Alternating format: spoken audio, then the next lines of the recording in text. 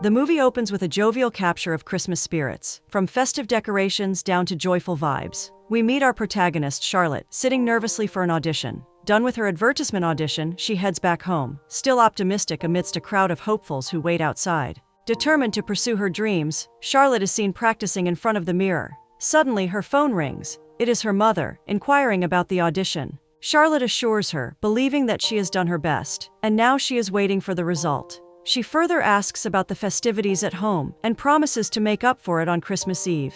Charlotte excitedly shares her plan to catch up with Rachel, her college friend. Before bidding each other farewell, her mother expresses her pride in Charlotte's acting career, a much-needed boost of confidence. Shortly after, Charlotte finds her flatmate watching a television series called Thick and Thin, starring actor Julian Walker, whom she abhors.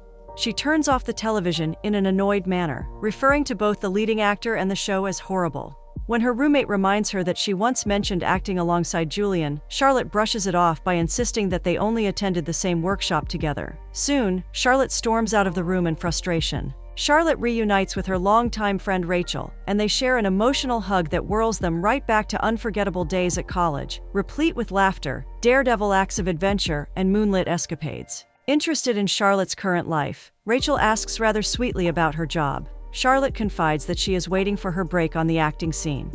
Ever-astute Rachel detects a slight grievance in her friend's voice. Amidst all of her great surges of determination, Charlotte feels she is stuck in the audition rejection cycle. Rachel's words make her heart pound with excitement again, as she realizes success is still within her grasp. She speaks of the moment in her career when Charlotte came very close to the lead in Thick and Thin, but she gave it up when she was cast with Julian Walker, a mistake haunting her career to date. As pragmatic as ever, Rachel wants Charlotte to do something a little out of her comfort zone. Rachel says that there's a position in her company organizing the employees' events. Charlotte recoils at this, saying that she is too underqualified. Rachel mentions that the previous coordinator had a degree in theater and Charlotte would be just right for the position. Acting may be different from sales or public relations, but Charlotte's effervescent energy could pep up any job. Though apprehensive, the tantalizing salary and benefits, not to mention moving to Chicago with Rachel, make it hard for Charlotte to pass up the opportunity. She promises to think about it. Soon, Charlotte goes back to work at the coffee shop, swept into a whirlwind of thoughts and decisions. Amidst the festive, warm setting of the cafe, our eyes land on Charlotte, completely absorbed in reading her favorite Christmas novel. Sid, a new customer, approaches Charlotte to ask for suggestions on the desserts he can bring to a potluck. Always too eager to please, Charlotte suggests their best pastries. And quite impressed, Sid places an order for half a dozen of the dainties she suggested. Charlotte encourages her colleague to look after the wrappings. She, being inquisitive, wonders about the potluck, soon to learn that Sid is working at the Grand Theater and that they are having their yearly Christmas dinner.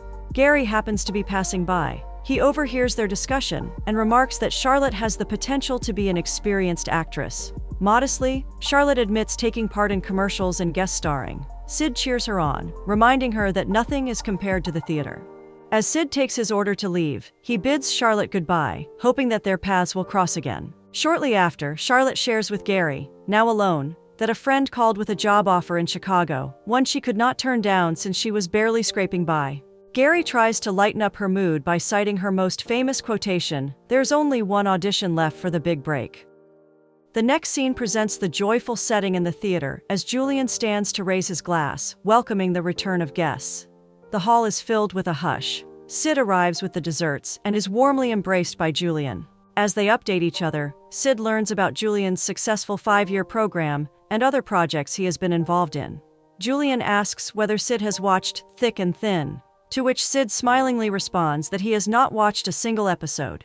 He remarks that he is slowly taking after Julian's father, who loathed television. Sid reassures him that Julian's father loved the theater. Julian's face reflects a tinge of sadness as he states that it's true. Franny, their friend, speaks up, breaking the mood, telling Julian that his father would undoubtedly take immense pride in what Julian has done, in running the company and in directing the Christmas show. It's closing time. Charlotte locks up the doors of the cafe and heads home to her small, warm apartment, where her roommate, Morgan, and their friend Liz are cheerfully decorating the Christmas tree with twinkling lights and colorful ornaments. Soon, Morgan delivers exciting news. Liz has been accepted for a gig. Charlotte congratulates Liz, but her excitement quickly turns to dismay as it dawns on her that it is the same gig she auditioned for. Feeling overwhelmed, Charlotte retreats to her room to collect her poise. After a few moments of contemplation, she calls her friend Rachel and, with a voice that is both resolute and resigned, agrees to her offer for a fresh start. Meanwhile, across town, we catch sight of Julian, huddled with his team members to brainstorm new ideas for the TV show. He wants to enhance the decorations, to bring a fresh and inspiring touch to capture the audience's attention, whereas his team would rather keep the same and familiar look. However, Julian argues fervently that innovative changes are needed to add beauty to the show and to complement his new role as a director. The confidence he exudes and his belief in his team inspire and motivate them. They make a toast, sealing the night with laughter and hope. The next morning, Charlotte's day becomes haywire. At this busy restaurant where she works, Charlotte sees Julian walking in with Franny. The couple gets seated, and when Charlotte comes to take their order, she is shocked and flustered to find Julian. He introduces her to Franny, mentioning Charlotte as a fine actress. They had auditioned together for Thick and Thin. Charlotte tries to save herself from the embarrassment, excusing herself away as her mind digests the unexpected encounter. Later, Charlotte's voice trembles with expectation as she speaks to Rachel, who comes bearing the news of the arrival of her director in New York. Rachel's words give Charlotte a portrayal of one of the strong-willed dreamers, whose many jobs attest to her relentless pursuit of acting. The existence of fear is thus present, but Rachel is determined to do well in the interview. Her heart is fixed on succeeding. However, the cynicism expressed by Morgan towards real-world jobs precludes the high spirits right after Charlotte's call, yet she stands resolved. Later at night, she shares her plans with Gary, applying for a party planning coordinator position. Even though her smile is warm, it is tinged with uncertainty. The next morning, on his way to work, Julian catches a glimpse of Charlotte through the cafe's window, her hands adorning the Christmas tree. Thus inspired, he makes a sudden call, which sets in motion the magical audition at the Grand Theater. In the ensuing sequence, we arrive at the Grand Theater, where open auditions are posted in search of a spark of Christmas magic. However, Julian's unorthodox ideas receive a mixed reaction. Franny is inspired. Naomi is skeptical. To him, it feels rather refreshing. Meanwhile, Sandy, the agent for Charlotte, reaches out to her through the phone with great news about a new theater production. Encouraged, Charlotte gets ready for the audition with a determined and hopeful heart. When Charlotte goes back home, she confides in Morgan and Liz that she is misfitting in the play's world. It is Morgan's reminder of Sandy's vision that finally sets her alight to begin crafting a modern-day tale. Charlotte's fingers rest over her keyboard, and in her mind, the contemporary adaptation of the play starts to unravel. She feels that it is her chance to begin again, to break out of those skin-tight roles that never truly defined her. At the auditions, Julian and his colleagues are exhausted by a series of lackluster performances. As Charlotte steps onto the stage, recognition flickers between her and Sid. Upon questioning the director's identity, she soon learns that it is none other than Julian. Disheartened, she leaves the room. Julian chases her out into the cold to mend the gap between them. Charlotte stands at the crossroads of blame and ambition as Julian showers her with praise and promises her a befitting role, but she walks away, his words still ringing in her ears. Julian's last question haunts her thoughts as she ponders her path home. What is she afraid of? Back in her warm house, Charlotte's thoughts are racing. She replays Julian's words repeatedly in her mind, the heaviness of his apology and the sincerity of his offer. The entire crew is knocked out and irritated. Julian is finally preparing to depart when Charlotte walks in, brightening up the dimly lit room like a little ball of fire. She asks to have an audition, and despite the reluctance of the team, Julian invites her to the stage. Charlotte reveals her idea, a modern retelling of the classic tale from a woman's point of view. Julian appears fascinated. Full of energy and inspiration, Charlotte takes the floor, which lightens up with her talent. Julian starts clapping enthusiastically, his awe apparent, as she finishes. He tells Charlotte to wait in the lobby as the jury deliberates. Julian feels that her act is sensational, a new rendition of a classic that touches the soul. Franny says it's ambitious. Naomi points out that Charlotte is unknown, and Sid just likes the idea of a fresh face. Naomi expresses her doubts about the risk of failure, but Julian, though more undecided, finds his imagination stirred by the performance that Charlotte offers. Finally, the jury decides to take Charlotte. A nervous wait in the lobby is ended shortly by Julian, who delivers the happy news. She is their new Scrooge. Feeling overwhelmed, Charlotte expresses her incredulity, but Julian reassures her that it is the best candidate. The team emulates an open-armed welcome, congratulating and complimenting her on the idea. Julian brings them back to reality, reminding them that there's much to do before Christmas. In that moment of victory, Charlotte and Julian embrace each other, with sparkles in Charlotte's eyes. Straight away, back home, Charlotte does not waste any time calling her mother with the news. Her voice bursts with excitement when she reveals that she has been admitted to work on A Christmas Carol at the Grand. Her mother is brimming with great pride, expresses her delight, all the while coming to a bittersweet realization: Charlotte won't be home for Christmas. Her mother reassures her, with tears of pleasure, to focus on her dream, and promises that they will celebrate in the new year.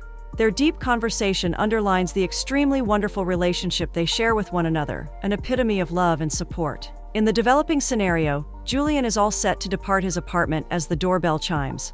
Samantha, his co-star, has a bottle of wine in her hand, and is seeking to share intimate, private time together. Julian gently informs her that he has an important meeting with the production team for his new project, and he really can't afford to have it delayed. She tries to persuade him, but Julian assures her that he will soon schedule another encounter with her. Julian arrives at the cafe where Charlotte works, waiting for her. On her arrival, he welcomes her as she is walking in. He explains why he is there early and talks about what he needs to work on. They sit down and discuss rehearsal schedules and first production designs. Julian, skillfully, is able to lighten up Charlotte's day. And Gary, behind the bar counter, notices her smile and expresses a sense of happiness for her with a heart-to-heart embrace. Charlotte appreciates his encouragement, revealing that she has to revamp her own timetable. Charlotte feels incredibly grateful for everyone's support. She now feels quite capable of taking on her new role and cafe job with determination and joy. Sitting next to each other, both minds flared with brilliant ideas for the play at the Grand Theater. Julian praises Erlinda's character while emphasizing her difference from Ebenezer, a tub character. His excitement heightens with the authenticity of the writing and of Charlotte's creativity. Just then, Gary interrupts with an abrupt reminder that he has to close the shop. Julian requests a few more minutes, but Gary is determined. Charlotte acknowledges that if they leave the light on, passers-by will assume they are open, which will hinder their productivity. Suddenly, an idea strikes, and Julian suggests an all-night dinner. Charlotte smiles, seemingly having already known better. Shortly after, they happily find themselves in Charlotte's apartment, completely poised to unleash their creativity into the night. While Charlotte is immersed in the kitchen preparing cookies, Julian hasn't budged a hair's breadth from his computer, while acknowledging Charlotte's many talents in acting, writing, and baking. Playful, Charlotte reminisces of her mother as a true baking genius, especially known for her Epicurean icebox snowball cookies.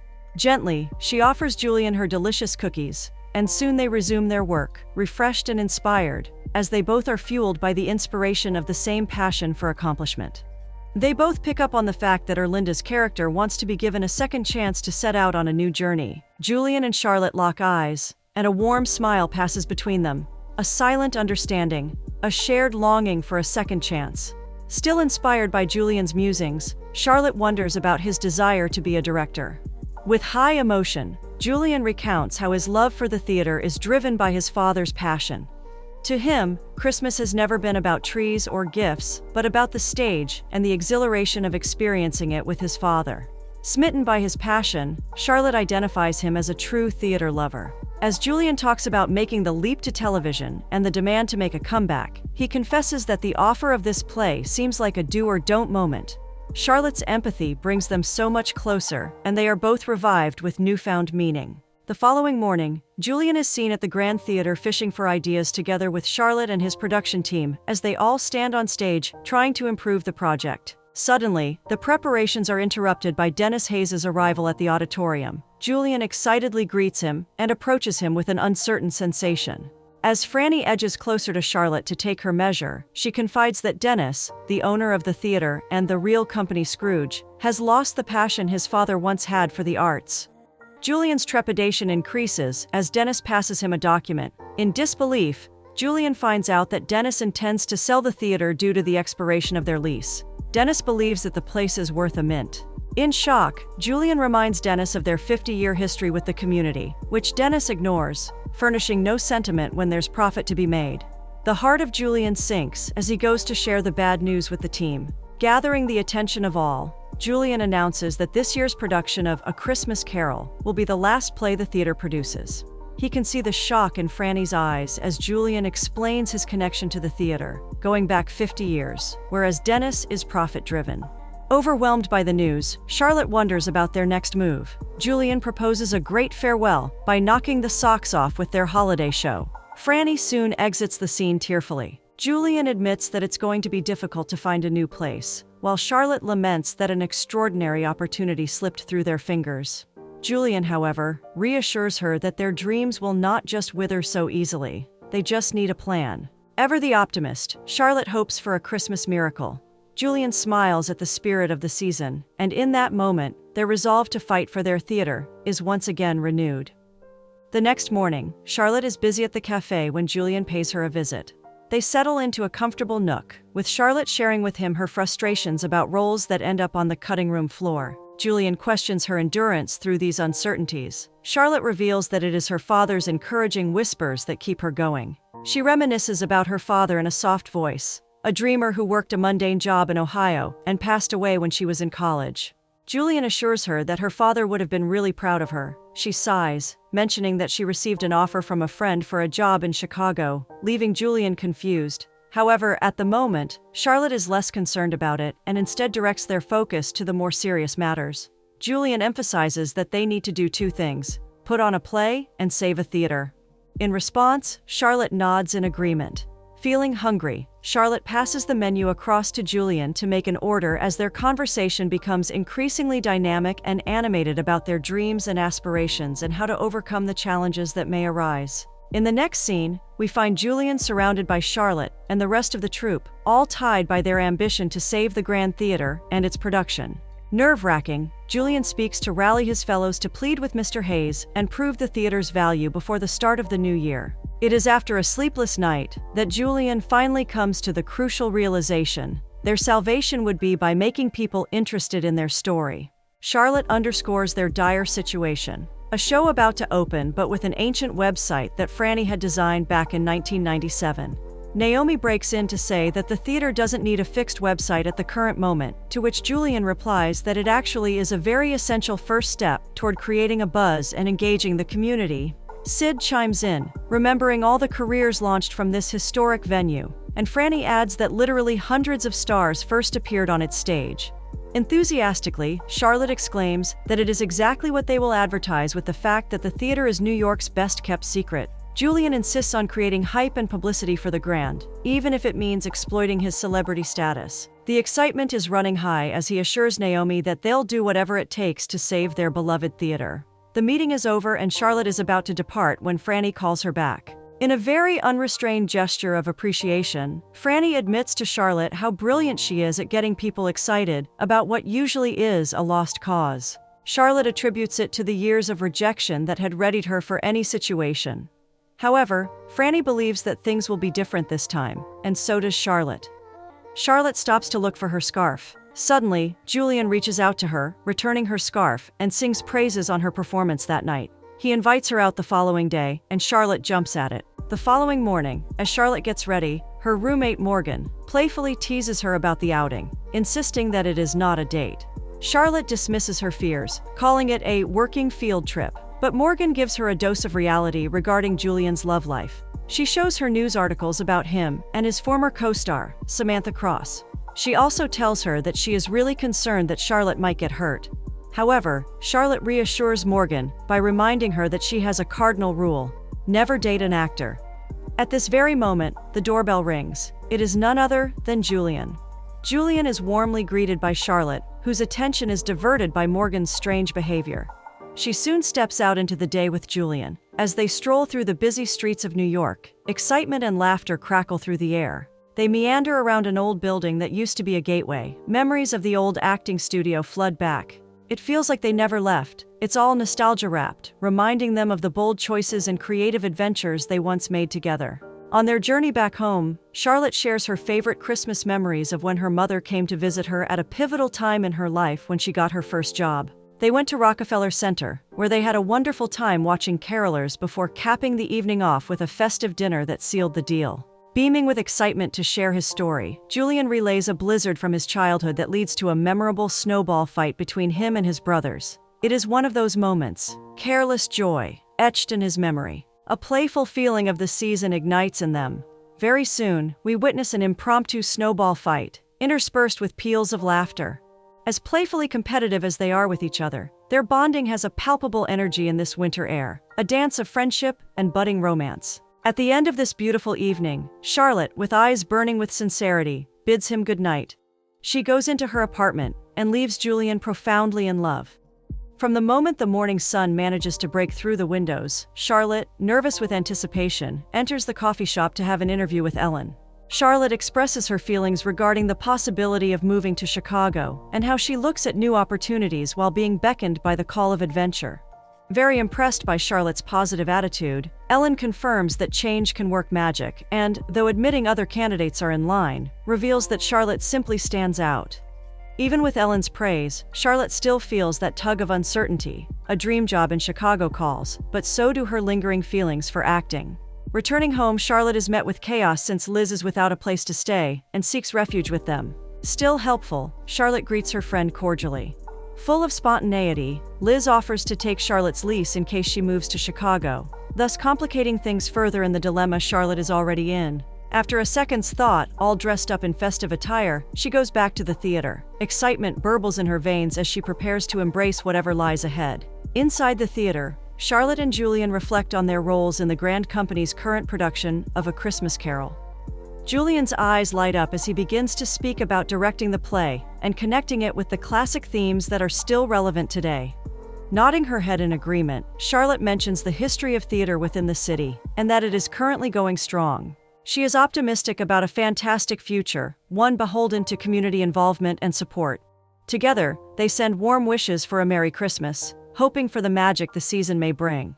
Later, as the theater buzzes, Naomi acknowledges that the current situation could be beneficial. Yet Charlotte feels hesitation. She is convinced that they will sell the run, but she wonders if the publicity already generated will be enough to keep the theater afloat. Naomi insists that they need to cast their net wider, turning her attention to Julian. She points out that his former co-star, Samantha Cross, who, as one of the most popular social media celebrities, has over 3 million followers, whose endorsement could give them a significant boost. After some thought, Julian yields to the prospect of exploring such an opportunity. The next scene finds them at the Christmas tree, busy hanging ornaments, with peals of laughter escaping like songs. It is then that Charlotte discovers Julian hasn't put up a Christmas tree in years and offers her help. Shortly after entering his sleekly minimalist apartment, where Charlotte praises the decor, she enthuses that a person's decor reflects their identity and playfully teases Julian for giving off hiding in plain sight vibes. He playfully says that she would be a great therapist if acting didn't come through. As they get the tree into the perfect position, Julian dashes off to get decorations, while Charlotte dives headfirst into the happy task of decorating. With a smile full of nostalgia, she talks about how this time of the year feels like finding the right person to put the star on top. Seizing the opportunity, Julian asks her about her New Year's plans, after gently taking the star and placing it. Charlotte admits she's still figuring things out and is open to taking risks, while Julian shares that his agents believe he's hiding from the spotlight through theater. The discussion turns to the politics of dating an actor. Charlotte has an iron-fast rule against that. With disagreements about safety versus excitement, they still decide to light up the tree together, to a toast at that moment that will seal their bond. Later at the rehearsal, Charlotte is seen deeply immersed in acting, when suddenly interrupted by a phone call. Annoyed, Julian asks everybody to turn their phones off. Realizing that it is hers, Charlotte rushes to turn her phone off. As Julian grants the team 5 minutes, Charlotte answers the call from her friend, Rachel, with very exciting news. She's got the job. Though joy sparks within Charlotte, uncertainty is etched on her face as well. She decides to focus on her rehearsal instead and promises to call Rachel later. Naomi adds that Julian has finally contacted Samantha Cross, creating a stir on social media about their theater. With renewed hope, the team is now eager to resume rehearsals. Therefore, Charlotte needs to gather strength for what will follow. Her feelings are in great disarray, as excited as they are frustrated. In the next act, Charlotte returns to the apartment and her mind is a turbulent sea of thoughts. Entering the apartment, Morgan and Liz welcome Charlotte with beaming bright smiles. Concern etches on Morgan's face as she watches Charlotte's demeanor, but Charlotte brushes this off, insisting that she is fine, just burning the candle at both ends. Morgan tries to lighten her mood by inviting her to the upcoming Christmas party and offering her an extra sweater, but Charlotte refuses gently since she has to pull another shift right before the holiday. Morgan tries to engage her in the excitement of the party, but Charlotte's response isn't that enthused. The eyes say it all about the struggle she can't put into words. Feeling overwhelmed, she retreats to her room. In the ensuing scene, we catch sight of Charlotte unfocused when Gary approaches her. She confides in him, with a heavy heart, saying that it might be one of her last shifts at the cafe. She reveals that she has been admitted to the job in Chicago, which is too good of an opportunity to turn down. She reflects on her need for change. Suddenly her phone beeps a message from Julian, inviting her after work, an invitation hardly resistible. In the following act, we see her arriving at Julian's apartment, carrying a bouquet of flowers, wishing him a Merry Christmas. The warmth of the room wraps them both up, but underlying his gratitude is the hint of disappointment as he announces the play's success, coupled with another uninspired role waiting for him in LA. Empathizing with his struggle, Charlotte confesses that she is also at a crossroads, having been admitted for the job in Chicago. And though Julian congratulates her, his enthusiasm feels quite muted. Their conversation drifts to the uncertainty of their journey, likening their lives to the busy movement of Grand Central Station, when a knock at the door breaks the moment. Julian's annoyance flickers in as he greets Samantha with a forced smile. Her arrival leads Charlotte to make an exit despite his efforts to keep her there. Julian reluctantly invites Samantha inside. In the hallowed halls of the theater, while Naomi is immersed in managing the setting, Charlotte is seen rehearsing and getting praise from Julian. But beneath the veneer of confidence, a tempest rages with nerves, which she confesses to Julian. Aware of the toll that the stage could take on her, he advises her to save her energy. Julian attempts to apologize following the intrusion of Samantha the previous night, yet Charlotte cuts him off, suddenly revealing that she is going to take the job offer in Chicago, leaving Julian speechless, weighing heavy on her words. Nothing, according to her, relates her to the place, therefore casting a shadow over their shared dreams. In the ensuing scene, Charlotte approaches Dennis, appreciative of his arrival. Dennis recognizes her as a member of the soon-to-be defunct theater. Charlotte hands him an old photograph revealing him, his father alongside Julian's father. Dennis recounts how his father was more passionate about theater than business. As he wrestles with his feelings, he assures Charlotte that he only cares about good business and is not trying to be the bad guy. Wrestled everwise, Charlotte reminds him that his father found a suitable way to bond between arts and business, and gently asks him to look up their social media, which reveals that their upcoming show is going to be a hit. She wishes him a Merry Christmas and departs, leaving Dennis in a sea of thoughts. Meanwhile, inside the theater, Julian instructs Naomi to double-check the spots. Naomi reassures him, mentioning that their social media presence has surged since Samantha, his girlfriend, tweeted about their show. However, Julian quickly dismisses her assumption, emphasizing that Samantha is only a co-star, prompting Naomi to apologize. Shortly afterward, Brady, one of the team members, approaches Julian with an envelope from Charlotte. Inside, a nice appreciation note and a picture of the team as keepsake tokens of their friendship. Touched by her kind gesture, a warm smile covers his face. Feeling Julian's depression, Franny draws nearer. She wonders if he is going to allow Charlotte to just walk away after the clearly strong feeling of chemistry between them.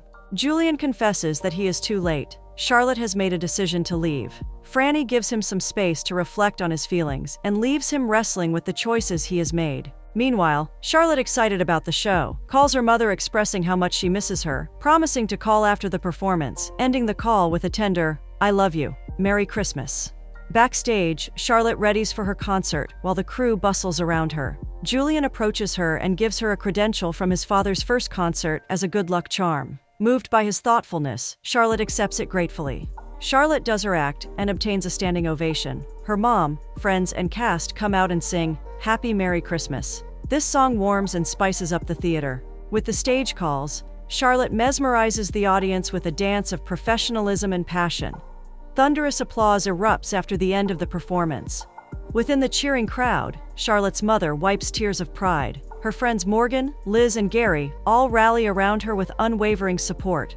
Later, Charlotte's mother takes her daughter in her arms, confessing that she wouldn't have missed her show. Charlotte is startled to learn that Julian booked her ticket, a real gentleman. Meanwhile, Charlotte's friends celebrate her victory with every compliment possible. Finally, Charlotte gets to tell Rachel that she cannot take that job in Chicago, an expected revelation. All of a sudden, Julian announces the arrival of Mr. Dennis Hayes, tipping his hat to the theater's newfound prominence and renouncing the idea of selling it. Charlotte's heart swells at the thought of a shiny, glowing future for the Grand Theater Company. Julian appreciates the leading role of Charlotte in convincing Dennis.